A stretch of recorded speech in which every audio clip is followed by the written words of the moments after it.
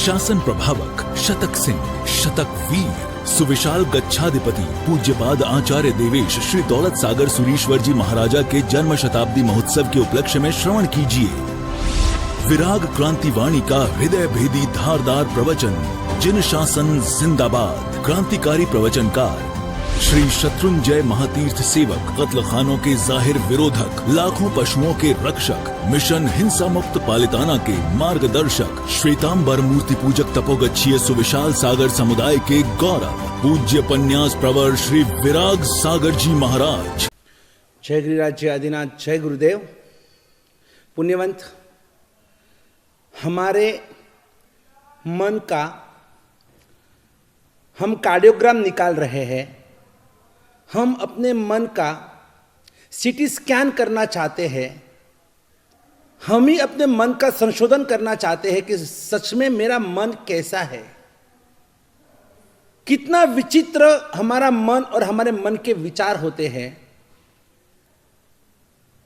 और इसीलिए आज हम अपने ही मन से, अपने ही विचारों से, हमारे स्वयं के आचारों से ही आज हमें और दुनिया में कोई दुखी बना ही नहीं सकता है। ये जो भी सुख और दुख है ना, ये हमारे मन के आधारित होता है।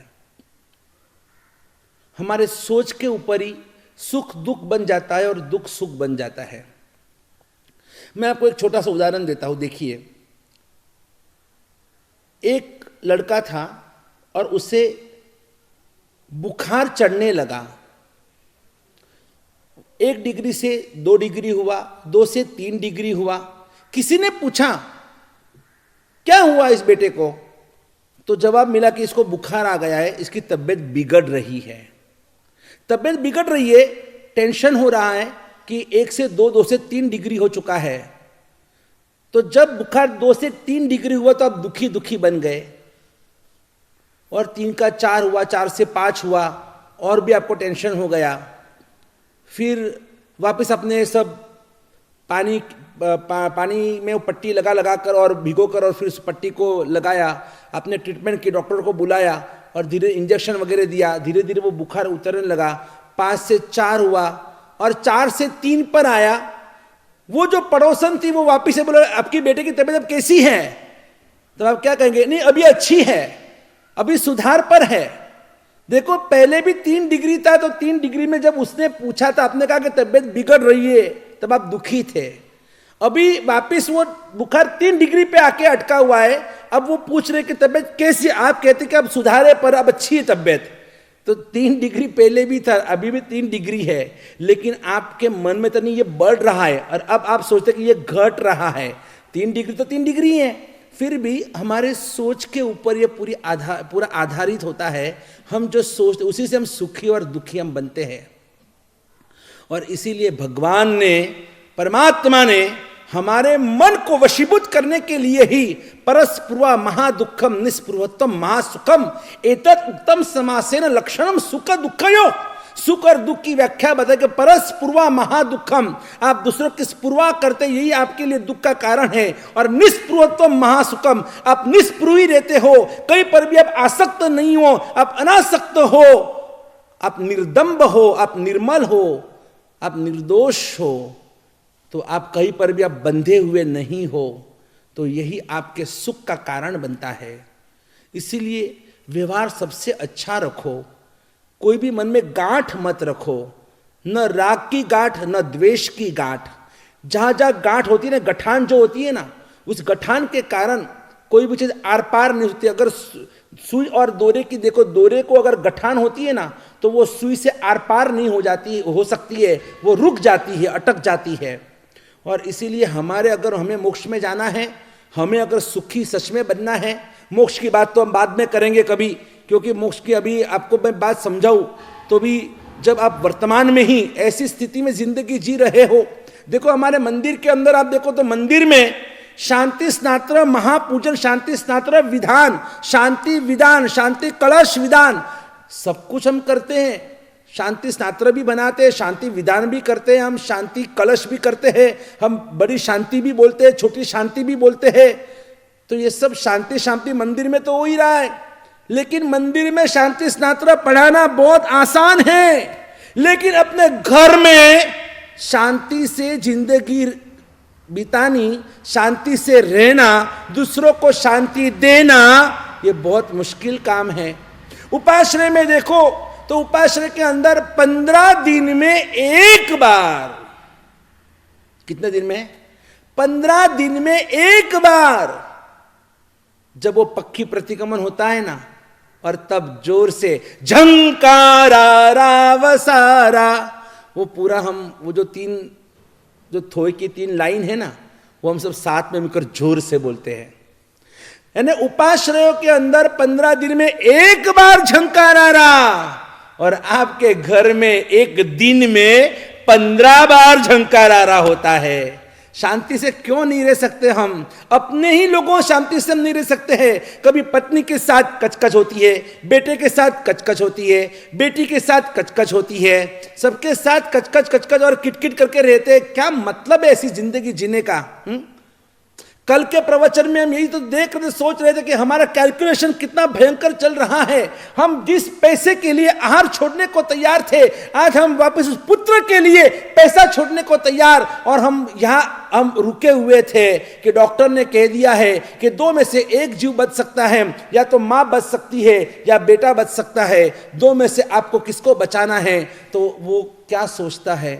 अरे आप क्या सोचेंगे बताइए ना? आप यही सोचेंगे कि डॉक्टर एक काम करो, पत्नी को बचा लो, क्योंकि आप यही सोचते कि पत्नी होगी तो पत्नी का सुख भी मिलेगा और वापस एक नई संतान भी हमें प्राप्त हो सकती है। लेकिन अगर सिर्फ बच्चे को बचाने की बात करूं तो माँ नहीं होगी तो बच्चे को संभालेगा कौन?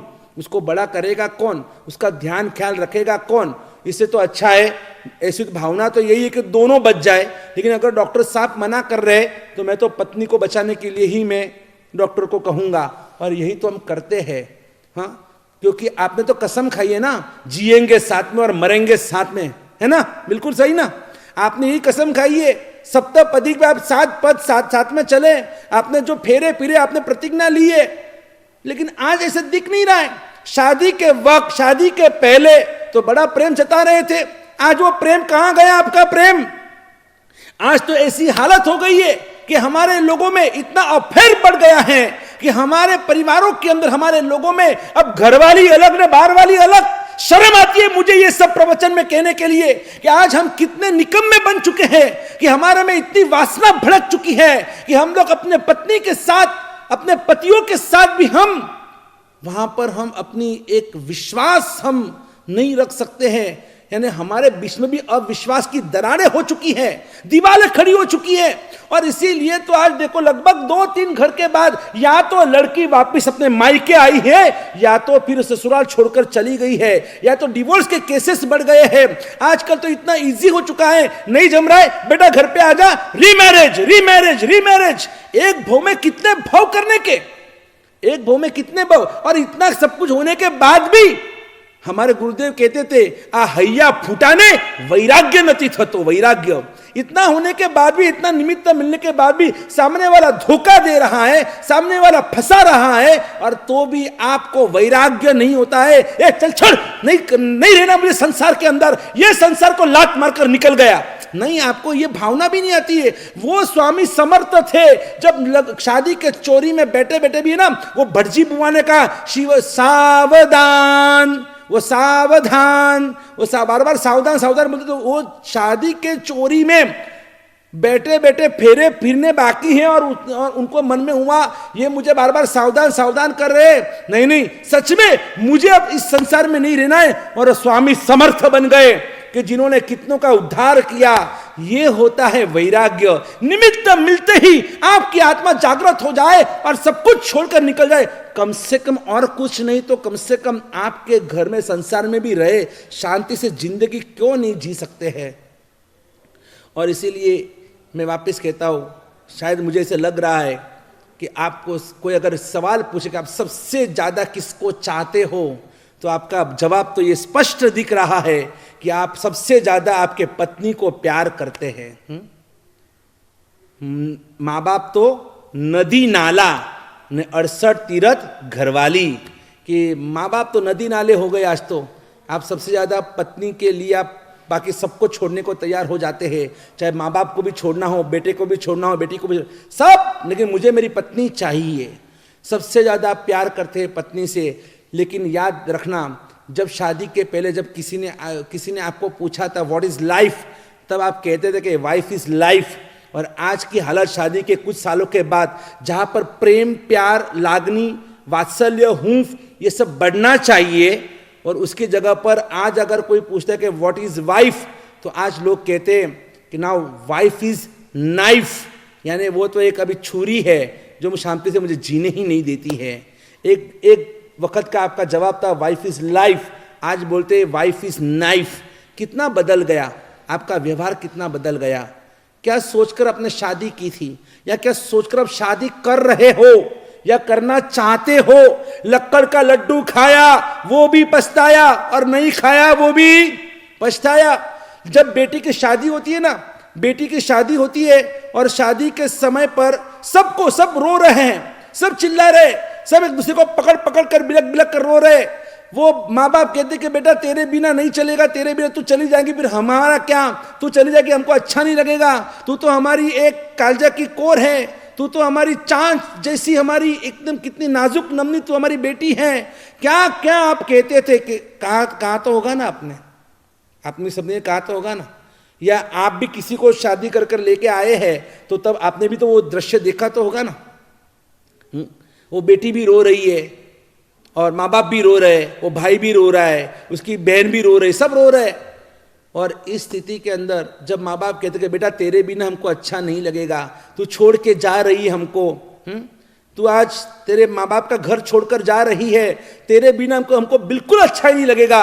और सब पूरा दृश्य देख रहे कि कितना प्यार, कितना प्यार। और ऐसी स्थिति में वो जो बेटी है, वो बेटी अपने माँ बाप का दुख, उससे अब वो दर्द सहा नहीं जा रहा है, और वो बेटी ने अचानक सबके बीच में उसने कहा एकदम चुप, कोई नहीं रोएगा, बस अब कोई नहीं रोएगा, सब शांत हो जाइए, मुझे कुछ मेरे मन की बात करनी है।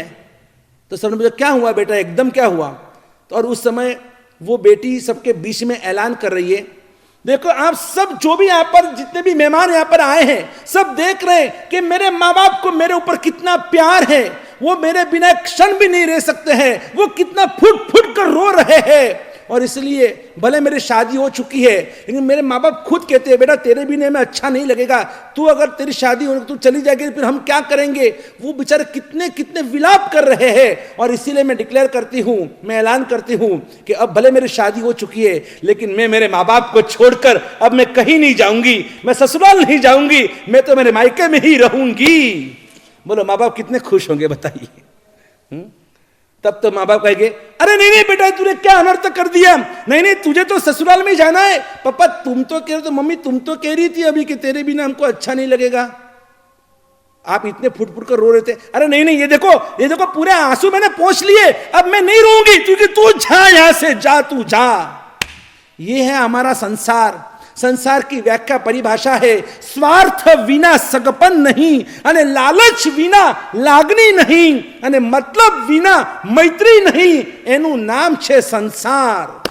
वापिस दोहराता हूं, जहां लालच के बिना लागनी नहीं हो सकती है, जहां मतलब के बिना मैत्री नहीं हो सकती है, जहां स्वार्थ के बिना सगपन नहीं हो सकता है, उसी का नाम है संसार। स्वार्थ है तब तक ही रिलेशन, तब तक ही सगपन है, जहां लालच है तब तक ही लागनी है, और जब मतलब है तब तक ही मैत्री है। उसके बाद सब कुछ खत्म, सब कुछ खत्म। जैसे गन्ने का रस निकालते हैं और रस निकालने के बाद पूरा रस निकल चुका है, फिर उस गन्ने को, उस ऊस को, उस शुगर केन को कहां डाला जाता है? कहीं रखा है, उसको कचरे की डिब्बे में फेंक दिया जाता है।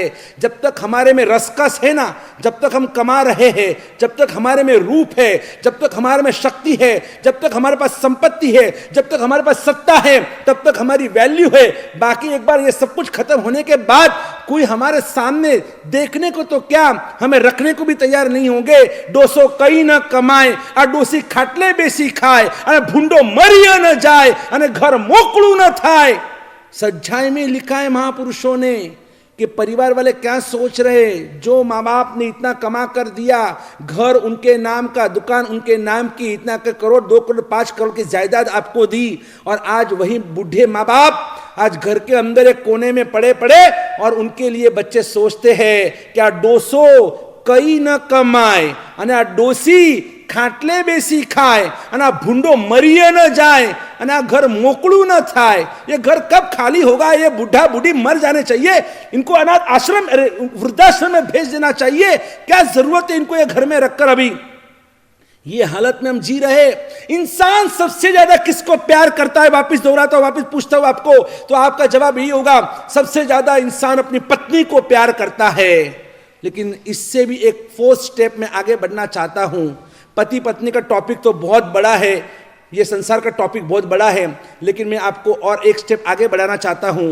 समझ लो कि आप आपके पत्नी के साथ रसोड़े में आप खाना खाने को बैठे हैं, और खाना खाते अचानक गैस सिलेंडर फट गया, हाँ, आग लग गई, या धरती कंप आ गया। बोलो ऐसी स्थिति में आप सबसे, अब मुझे आप सच्चे दिल पे हाथ रखकर जवाब देना कि आप सबसे पहले आप घर से बाहर निकलेंगे, भागेंगे, या पहले पत्नी को पहले आप भगाएंगे? क्या करेंगे? सच सच बोलना। आखिर जवाब तो यही होगा कि सबसे पहले हम पहले भागेंगे, और फिर हम पत्नी को आवाज लगाएंगे। वो बची तो ठीक है, लेकिन हम पहले अपना देखेंगे, मैं तो बच गया। पहले हम भाग जाएंगे, हम अपने आप की जान, खुद की जान बचाने की कोशिश करेंगे, क्योंकि इंसान सच में किसी को भी ज्यादा नहीं चाहता है। न उसको खाना, वो न तो वो खाना चाहता है, न वो पैसे को चाहता है, न वो पुत्र को चाहता है, न वो पत्नी को चाहता है, न अपने बेटी को चाहता है, न किसी को नहीं चाहता। इंसान सबसे ज्यादा अपने आप को चाहता है। नहीं बस मैं और मैं अपने आप को बचाने के लिए, मैं अपने आप को सुखी करने के लिए ही मैं प्रयत्नशील होता हूं। मुझे लगता है कि पत्नी से सुख मिलता है इसलिए पत्नी अच्छी लगती है, पुत्र से सुख मिलता है इसलिए वो अच्छा लगता है, पैसे से सुख मिलता है इसलिए पैसा अच्छा लगता है, मोबाइल से सुख मिलता है इसलिए मोबाइल अच्छा लगता है। लेकिन जब मालूम पड़े ये मेरे कुछ काम के लिए मुझे सुखी नहीं कर सकते, हम मोबाइल को भी छोड़ देते हैं, पैसे को भी छोड़ देते हैं, हम पुत्र को भी छोड़ देते, पत्नी को भी छोड़ देते हैं, हम सब कुछ छोड़ देते हैं। हम सिर्फ अपनी जिंदगी बचाने के लिए ही हम प्रयत्नशील होते हैं। हम इतने निकम्मे, इतने स्वार्थी हैं। आज सोचना, आज रात की आपकी नींद हराम हो जानी चाहिए कि सच में मैं ऐसा हूं। सोचिए आप। बाकी और भी ये पुण्य, पाप और सुख दुख के लिए हम आगे स्वाध्याय करेंगे। आप कर्मी, बाप कर्मी के लिए आगे हम और भी हम डेप्थ में जाएंगे। जय गिरिराज, जय आदिनाथ, जय गुरुदेव। बोलो पूज्यपाद वर्तमान गच्छाद आश्रम दौलत सागर सुरेश्वर जी महाराज की जय हो।